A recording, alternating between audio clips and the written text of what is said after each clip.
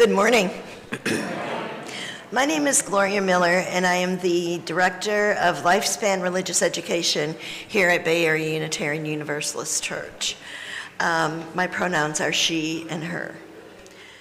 Today, I want to welcome you to our annual religious education service. We are going to celebrate our religious education programs, and you're going to hear words and stories from our teachers, our children, and our youth.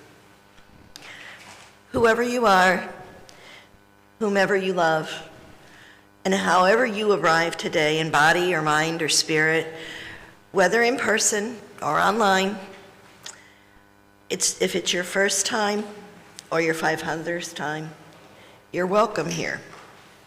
And we are glad that you are here. Our words of welcome this morning are by Reverend Michelle Collins. Here we are together, bearers of imagination, creators of new worlds. It is our imagination that lifts us beyond despair and that whispers, "What if?" And it dares us to answer. Today we gather to renew that spark, to embrace the power to dream. Come, let us imagine boldly and worship together. Our chalice lighters this morning are the teachers and the children in the 1st through 5th grade classrooms. I want to introduce Megan Rorden and Mandy Norris, Clara Farrell, and Bill Ellis, and our 1st through 5th grade children.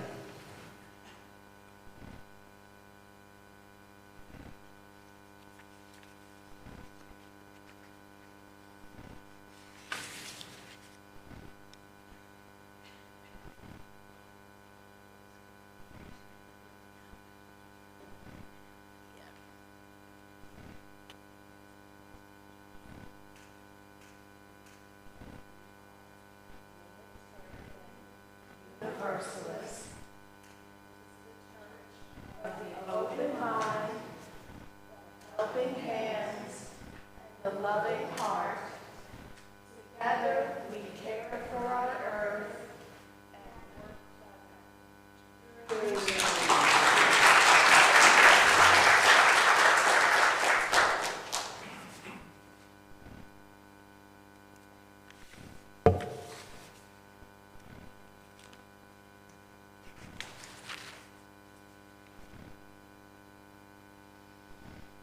Our opening song this morning is number 298, Wake Now My Senses. We will be singing verses 1, 3, and 4.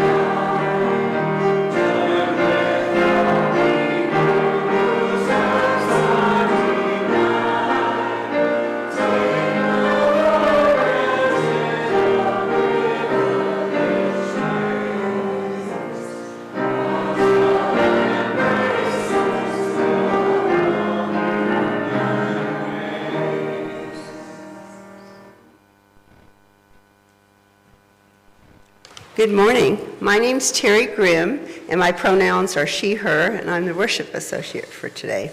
And it's been great working with Gloria. So, covenants in UU churches are a powerful tool for fostering a sense of community, building a beloved community, and putting the principles of the UU faith into practice. They are a testament to the shared commitment to create a space where everyone feels welcome, respected, and empowered to live their lives with purpose and meaning. Please join me in saying our covenant. Love is the doctrine of this church. The quest of truth is its sacrament, and service is its prayer. To dwell together in peace, to seek knowledge in freedom, to serve humanity in fellowship, thus do we covenant with one another.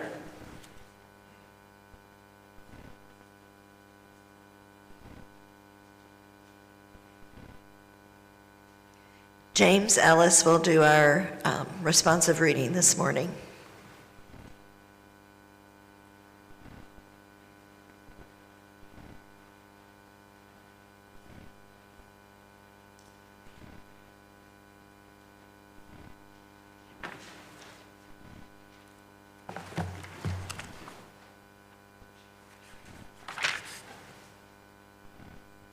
It's number 657 in the gray hymnal. And I want you to join me in saying the italicized pieces.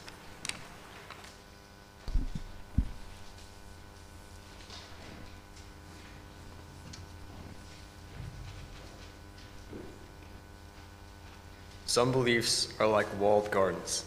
They encourage exclusiveness and the feeling of being especially privileged. Other beliefs are expansive and lead the way into wider and deeper sympathies. Some beliefs are like shadows, clouding children's days with fears of unknown calamities.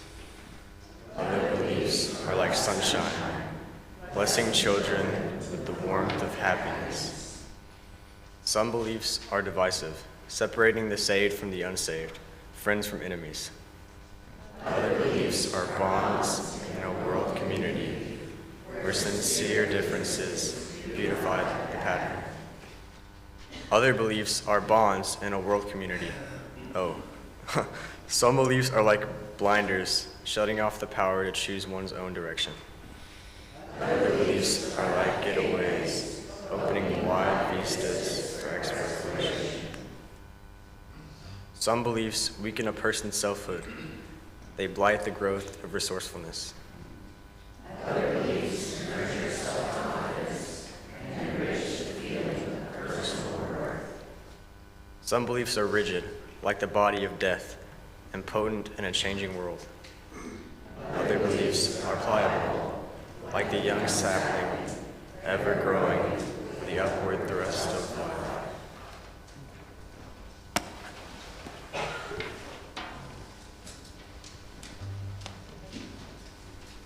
When Paul McCartney wrote this song, Blackbird, he says that what he was doing was writing a song, hopefully in honor of and perhaps an inspiration for black women going through the civil rights movement in the 1960s.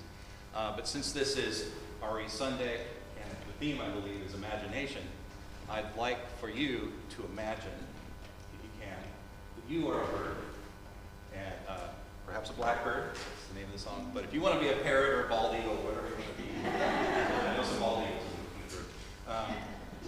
That's fine. But the idea is that you, in your mind, think, I'm going to take wing. My wings are strong enough, and my vision is clear enough, even if you sometimes feel like it isn't. So, blackbird.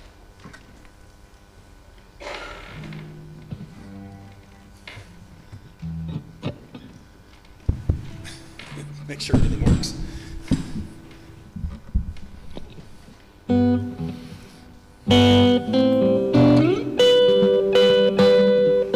Blackbird singing in the dead of night.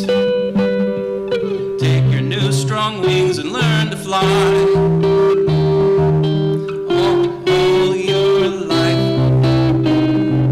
you were only waiting for this moment to arise.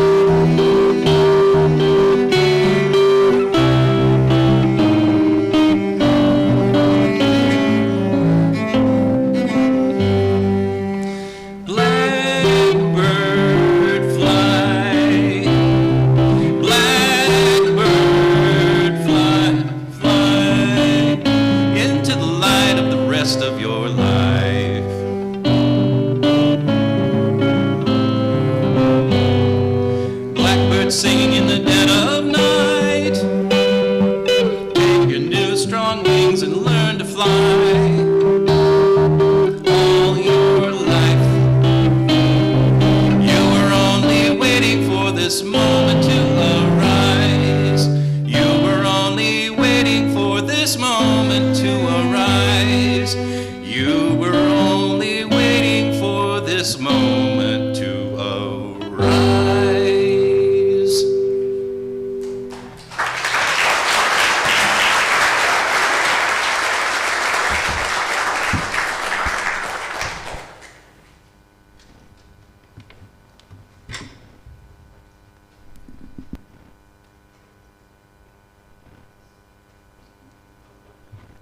Hello, my name is Joss Bisbano. My pronouns are she or they. And our story today is by Malala Yousafzai, and it's illustrated by Kara Skoy. Do you believe in magic? When I was younger, I used to watch a TV show about a boy who had a magic pencil. If he was hungry, he drew a bowl of curry, and it appeared. If he and his friends were in danger, he drew a police officer. The little boy was a hero, always protecting people who needed help. How I wanted a magic pencil, too. If I had a magic pencil, I would use it to put a lock on my door so my brothers couldn't bother me, stop time so I could sleep an extra hour every morning, erase the smell of the trash dump near our house. And I would use it to make other people happy. I would draw the most beautiful dresses in the world for my mother, the best buildings in the valley for my father, so he could open many schools where children would study for free, a proper ball so my brothers and I no longer had to play with an old sock stuffed with rubbish. Every night before I went to bed, I wished for a magic pencil of my own, and every morning I would wake up and check my cupboard, but the magic pencil was never there. One day I was throwing away potato peels and eggshells at the dump. I was wrinkling my nose, swatting away flies, making sure I didn't step on anything dirty in my nice shoes, when I saw a girl about my age sorting trash into piles. Nearby, boys were fishing for metal scraps, using magnets on strings. When my father returned home from work, I told him what I'd seen, and it made him sad. "Abba?" I said. "Yes, Johnny?" He said back. I always liked it when he called me dear one. "Why haven't I seen that girl in my class?" "Because," he said. Well, he didn't finish right away. "Because, Johnny, in our country, not everyone sends their daughters to school, and some children must work to support their family. Those boys will sell the metal scraps they find, and if they went to school, their families would go hungry. School was my favorite place, but I had never considered myself lucky to be able to go. My father had always said, Malala will live free as a bird. Now I wondered how free I'd truly be. That night I thought about families who didn't have enough food, and the girl who couldn't go to school, and even about how when I was older I would be expected to cook and clean for my brothers, because where I came from, many girls weren't allowed to become what they dreamed of. I knew then that if I had that magic pencil, I would use it to draw a better world, a peaceful world. First, I would erase war and poverty and hunger, and then I would draw girls and boys together as equals. Over the next few years, instead of wishing for a magic pencil every night, I worked hard in school every day.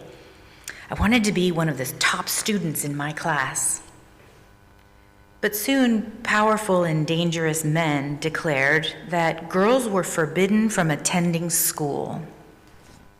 They walked the streets of our city now. They carried weapons. One by one, girls stopped coming to school. Abba, where are all the students? They don't feel safe here anymore, Johnny. How could a few men stop all the girls in our valley from going to school? If more people knew what was happening to us, I thought they might help. But wishing wasn't enough. Someone needed to speak out. Why not me? I wrote about what it felt like to be scared to walk to school and how some of my friends had moved away because of the threat faced in our city. I wrote about how much I loved school and how proud I was of my uniform. Once I started writing, I just didn't stop. I wrote speeches and traveled around my country, sharing my story. I even talked to a reporter from a famous international newspaper. People actually wanted to learn about my life. I spoke for all the girls in my valley who couldn't speak for themselves. My voice became so powerful that the dangerous men tried to silence me, but they failed. And now my voice is louder than ever, louder because people have joined me. And together we make a chorus standing up for what we believe. We raise our voices for those in need. We help people in danger, even if they are an ocean away. We think of the world as a family. Do you still believe in magic? I do. I wrote alone in my room, but people all over the world were reading my story. Millions now know it and help me spread my message of hope. I had at last found the magic I was looking for in my words and in my work. I am Malala. I've always wished I could make the world a more peaceful place, and every day I work to make my wish come true. One child, one teacher, one book, one pencil can change the world. And a special note from our author. Dear friend, as a child I used to watch a TV show called Shaka-Laka Boom Boom. It was a story about a boy, Sanju, who could make anything real by drawing it with a magic pencil he found. Sanju and his friends were always getting into trouble, and the magic pencil would help them get out of it, but my early childhood was mostly trouble-free. I grew up in the beautiful Swat Valley in northwest Pakistan, the sister of two cheeky little brothers, and the only daughter of a resilient mother and inspiring father who was a school principal. Trouble came to my valley when I was 10 years old, and girls were forbidden from going to school. At first I thought, what can I do? I'm just a child. As I watched my father speak out for girls' education, I realized I had a voice too, and I wanted to use it. I believed then, as I believe now, that all children should have access to education. When we're young, we feel powerless. We rely on adults to do the serious work. However, when real danger threatened my right to go to school, I felt stronger than ever, and I found power in my voice. Once, I had wished for Sanju's magic pencil. Now I know that when you find your voice, every pencil can be magic. I hope that my story inspires you to find the magic in your own life and to always speak up for what you believe in. Magic is everywhere in the world, in knowledge, beauty, love, and peace. The magic is in you, in your words, in your voice. Love, Malala.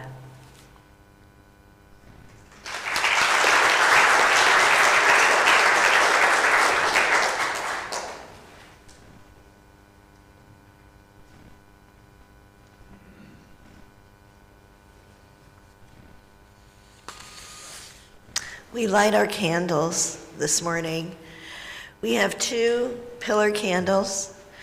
The red one we light as the candle of community, in recognition that our Unitarian Universalist communities offer one of the last places in our culture for intergenerational contact.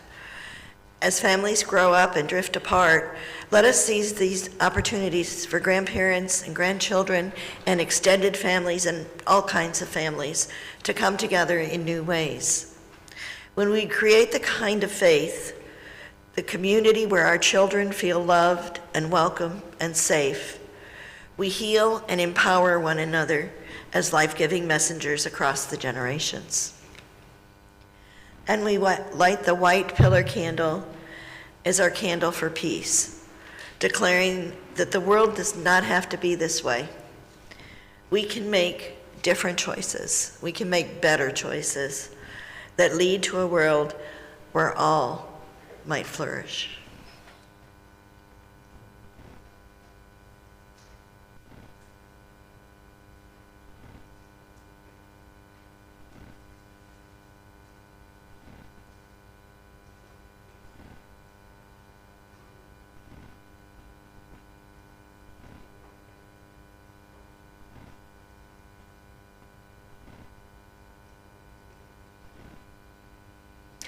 Whatever you have brought in the door this week, whether it's joy or sorrow or worry or hope, all of these things at once sometimes, I invite you to bring it forward that we may share it with you. Remember that what you've brought, you are not alone. We witness it and we witness you. Now is the time for lighting our candles. And if you would like one brought to you, please raise your hand and Terry will bring you one.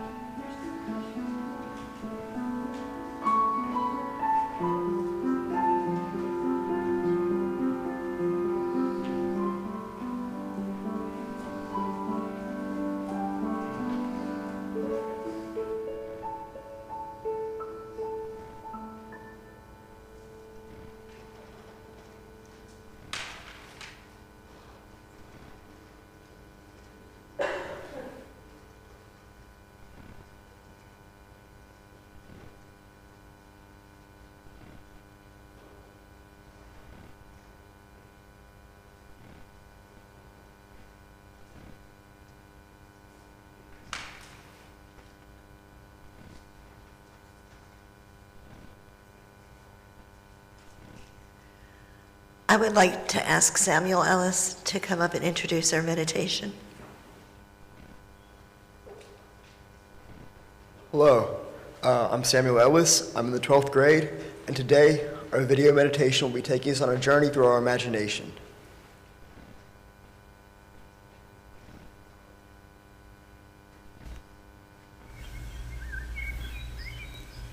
In this guided imagery exercise, prepare yourself for a walk in the mountains. Uncross your legs and ankles. Relax your arms, placing your hands gently in your lap. Make yourself comfortable and close your eyes as a way of closing out any unnecessary distractions. During the next few minutes, let your worries drift away.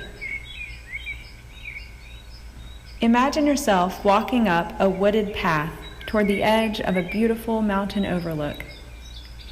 You hear the ground crunch beneath your feet, the leaves rustle.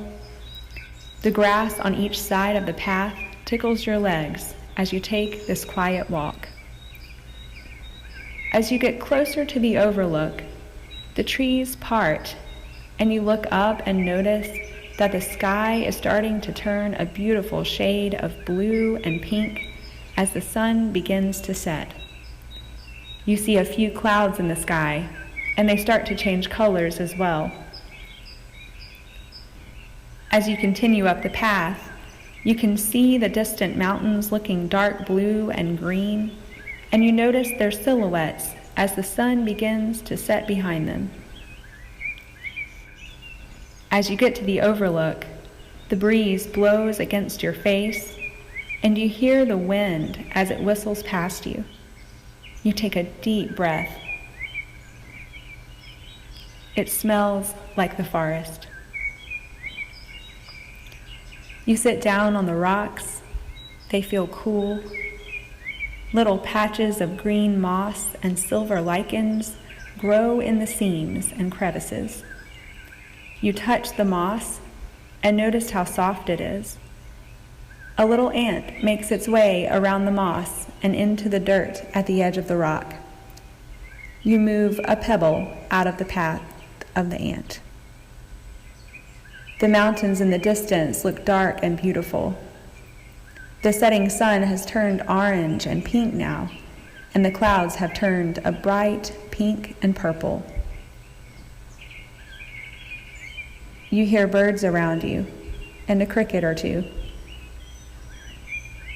As you sit in this peaceful place, you notice the harmony of nature around you, the coolness of the breeze, the smell of the woods, the solidness of the rock underneath you, the colors projected on the evening sky. A feeling of peace surrounds you.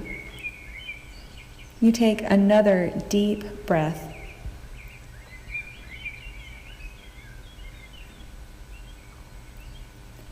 You sit here and rest a while longer, relaxed in the moment.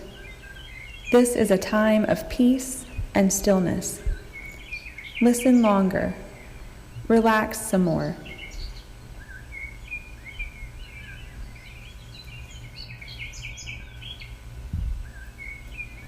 When you're ready, you begin to shift your weight and stand up. You stretch your arms above your head. You look at the view and feel thankful for this time. You begin to walk back down the path that brought you to this peaceful place. Take a deep, cleansing breath and open your eyes.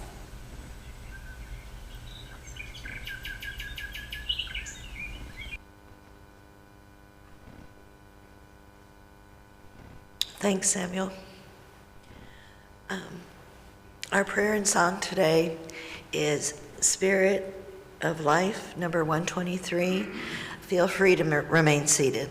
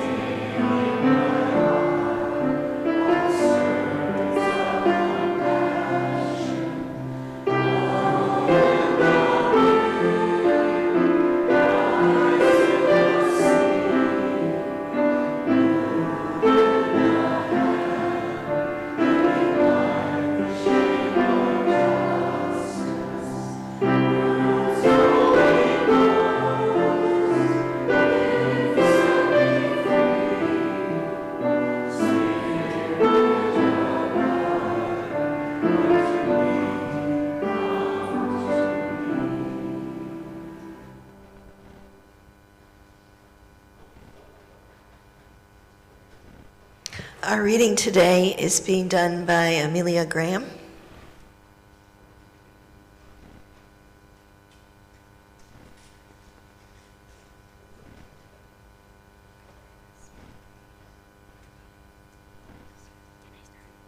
Hi, my name is Amelia Graham and I am in 4th grade. Our reading today is entitled Imagine by Reverend Terry Denai. Imagine we have arrived. Imagine the lush river cannot swallow us or drown out the voice of our hearts.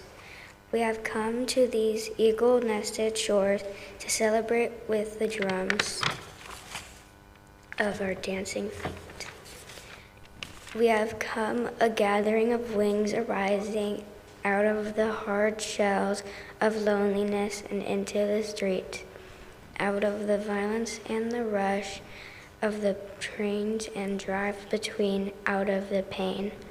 In the waiting rooms, in the classrooms, the boardrooms, in the bedrooms, we're birthing into light. We are holding our palms into the sky, awake and amazed that we can trust the hush, the hums, the hands we fall into like waves. We are listening to the sighs, to the aches of our histories, to the silences pinched beneath the skins. And we are learning how to speak our own names soft and slow now, turned over and over in our mouths until they shine on our tongues like silver pearls. Until someone inside us is a sail, is gratitude, billowing and free.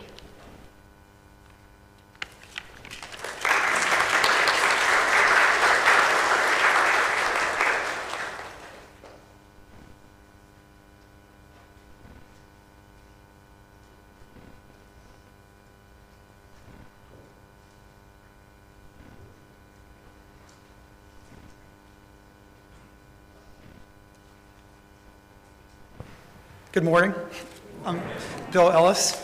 I am one of the first through fifth grade teachers here to share the teacher perspective of RE.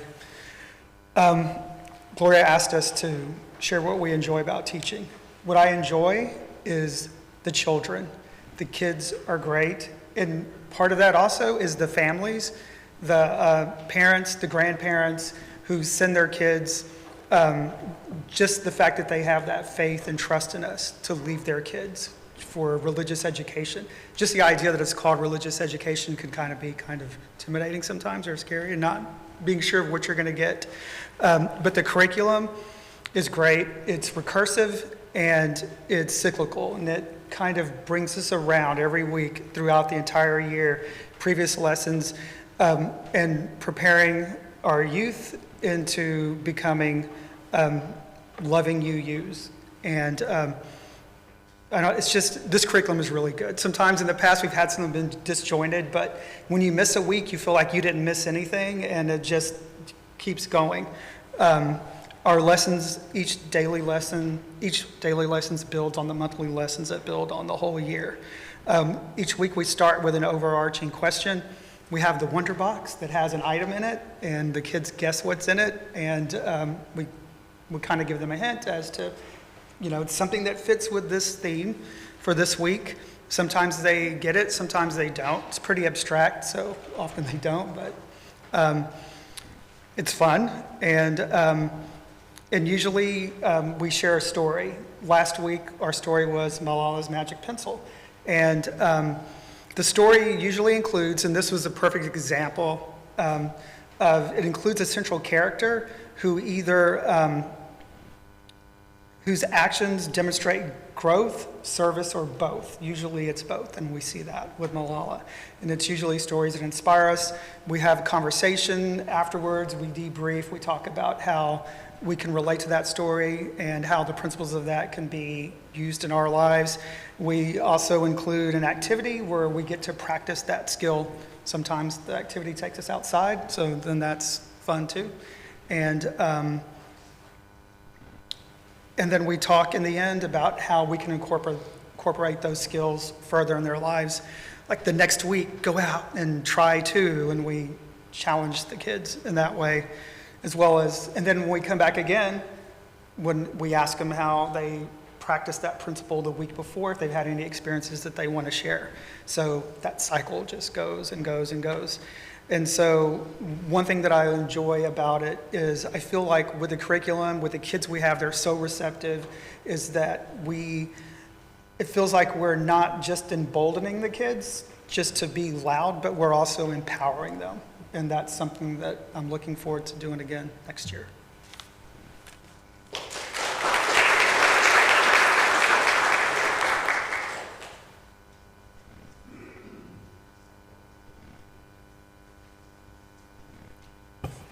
Good morning. I'm Mark Sheehan. I've been one of the middle school teachers this year. I'm thinking about what goes on in middle school. A lot of yelling, shouting, horseplay, chaos.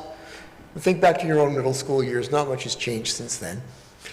But what's going on developmentally with middle schoolers? This is the age, really, when a life built around fun and games, good times, starts to become in some ways dissatisfying. When you read what developmental psychologists say about it, they say this is the age when kids start looking for something else, something grander, something they can latch onto. Actually, I don't think they do. They tend, there are exceptions, but I think mostly they tend to double down on the good times and the fun and games because it's all they know. And our job as middle school teachers in the middle school RE program is to show them what they should be looking for now. That there are things out there to commit to.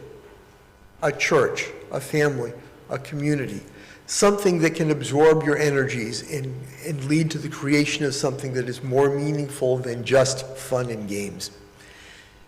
And this is what I think we're trying to do at this age, to deploy our UU principles and our UU beliefs to show them how they can focus on this, how they can start looking for something that they can commit to, that will be intensely satisfying to them. Now, obviously, they're not likely to get there yet. This is a process that takes a long time. Probably at least well into the high school years. But we can start showing them that this is the next challenge that they face. And we can start showing them how to go about thinking about this and who to talk to and how to start focusing themselves on finding something outside of themselves that they can commit to that will absorb their energies, that will lead to a satisfaction that is not simply that fun and games, good times, as important as they are, by themselves cannot satisfy. And this is what I've been trying to do this year, and I think that we in the middle school program have been trying to do, and I hope we have been somewhat successful at least. Thank you.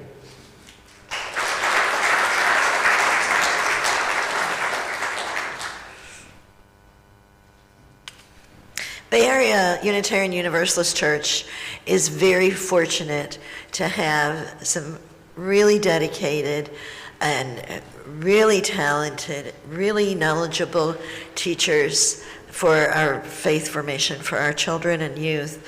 And thank you. I really appreciate it. We give to remind ourselves how many gifts we have to offer. We give to remember that we're part of something bigger than ourselves. And we give because we believe in this sacred space. We give with the faith that together we have enough. The church will now gratefully receive the Sunday offering. Please know, if this is your first or second or even third time, your presence is our gift.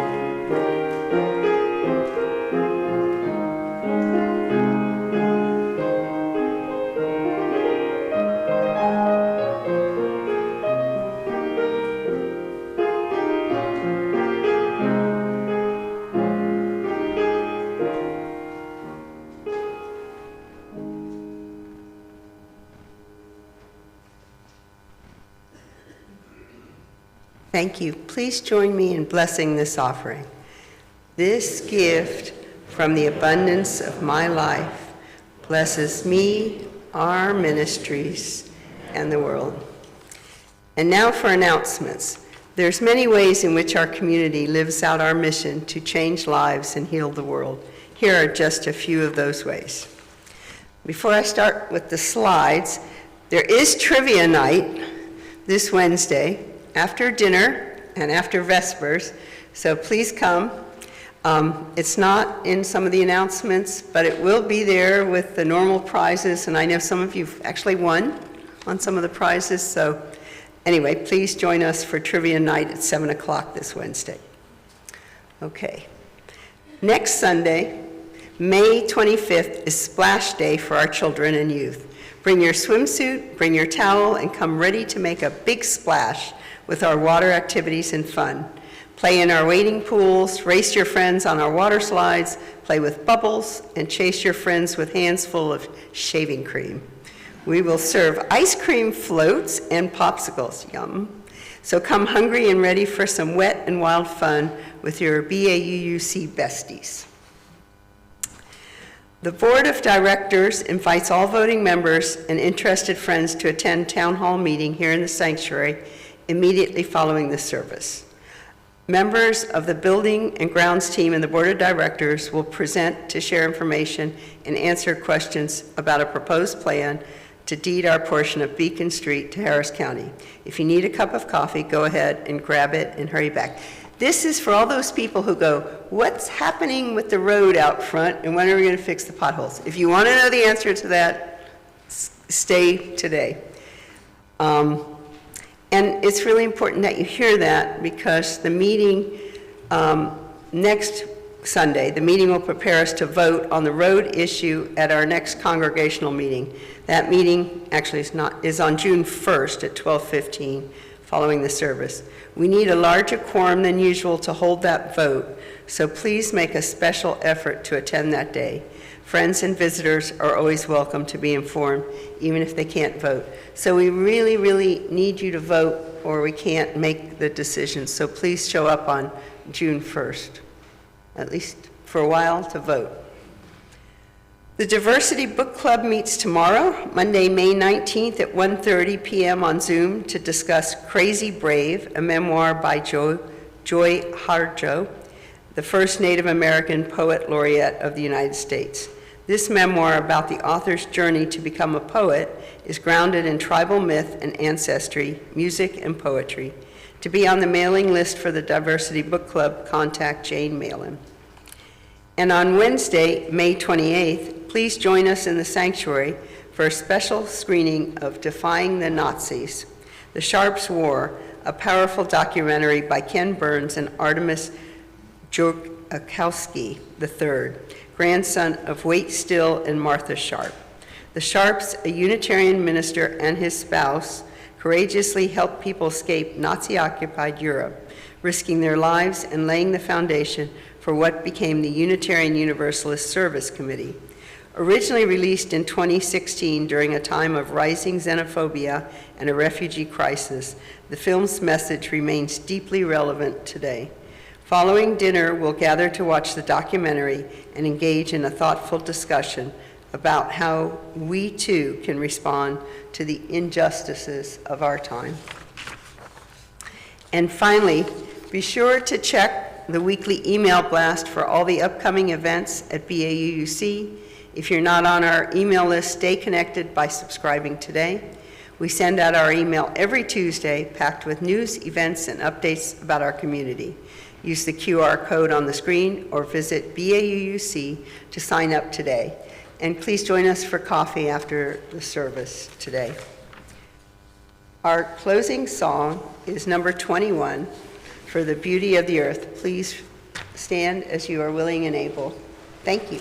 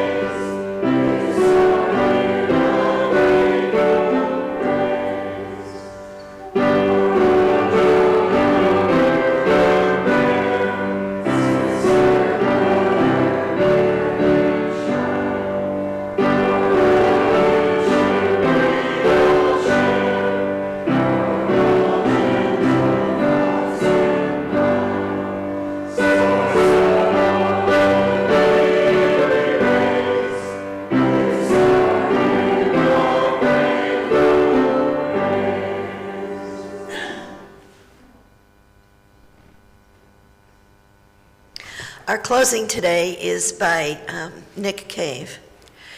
What we think, do, and say is fundamental to the survival of this grand human project. Each of us is precious, and our actions are vital.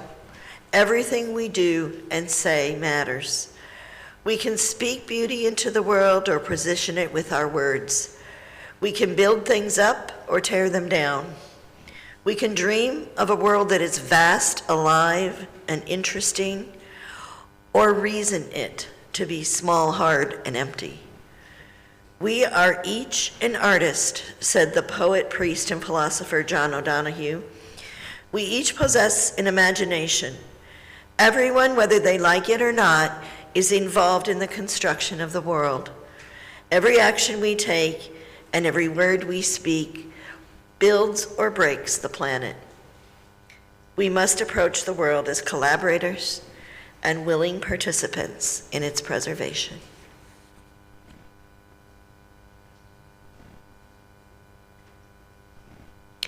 Go in peace.